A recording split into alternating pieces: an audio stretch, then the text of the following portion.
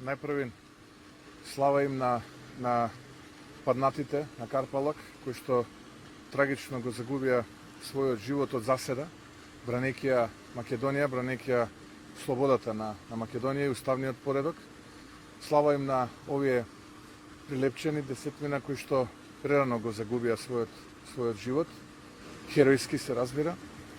Ова што денеска го видовме овдека во Прилеп по страна на представниците на локалната самоуправа и на владата представува еден исклучително лицемерен чин кон жртвата на овие луѓе, бидејќи ако навистина се сеќава на минатото и жртвата која што во минатото голем број македонци ја дадоа за Македонија, тогаш во најмала рака денеска ќе се извинеа за сето тоа што го правеа и прават овие 4 години не само во Македонија, туку тука во Прилеп, но за жал, како што тоа често пати бива, тие ја испуштија оваа шанс.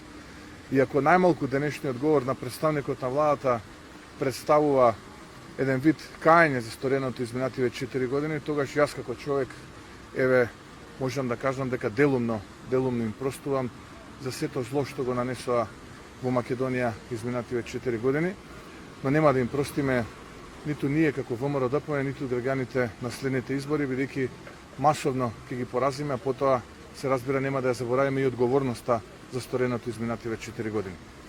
Но да се вратам на суштината, 20 години изминуваат од трагично загубените животи на нашите браќа, сопрузи, другари, пријатели, прилепчени македонци, кои што борејќи се храбро го изгубија својот живот, се разбира од кукавичка заседа, бидејќи тие кои што ја подметнаа таа заседа гради во гради знаеа дека ќе бидат поразени.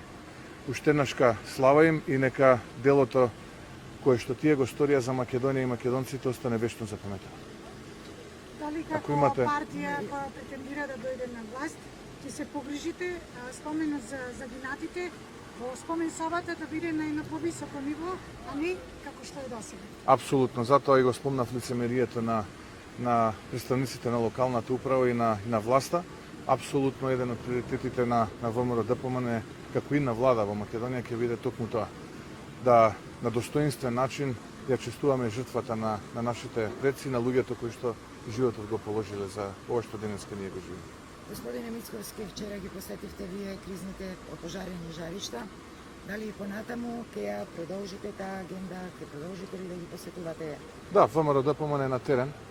Структурите на партијата се на терен, но како што кажав и во текот на вчерашната пресконференција, од тоа нема да правиме дневен пиар, нема да политизираме, нема да правиме маркетинг.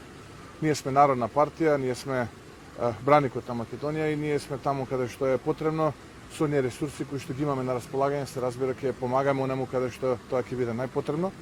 Од оние информации кои што ги имам, можам да кажам дека во моментот состојбата на целата територија е ставена под контрола. Ја користам оваа прилика уште еднашка да се заблагодарам на пожарникарите, на армијата, на доброволците, кои што навистина посебно во делот на Малешевијата и Пијанец покажува исклучителна организираност, пожртвуваност, опременост, екипираност и знаење како да се справат со една ваква, би рекол, епски страшна огнена стихија која што го зафати тој делот од Македонија.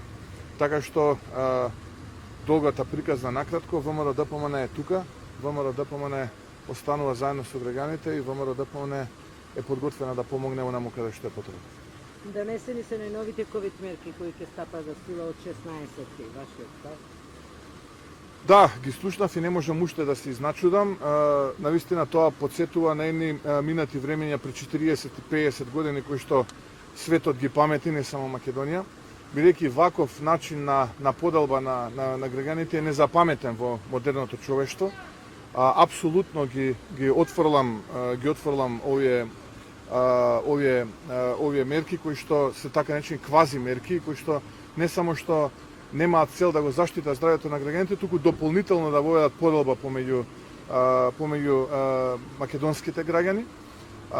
Овие мерки имаат единствена задача практично да воведат на така наречена, би рекол, вештачка непримерна контрола, ќе го уништат тој бизнис кој што колку толку започна да функционира, ќе донесат еден вид фрустрација кај граѓаните, посебно оние граѓани кои што имаат уставно загарантирано право да изберат дали да се вакцинираат или да не се вакцинираат, иако јас лично сум за, би рекол, имунизација по пат на вакцинирање, но да сумирам, ова е само последица на причината ни почнавме со таа имунизација и денеска ни се случува ова што ни се случува, носење на вакви квази мерки кои што немаат никаква врска со медицината, ниту заштита на здравјето, туку дополнително ќе го фрустрираат населението и ќе го поделат.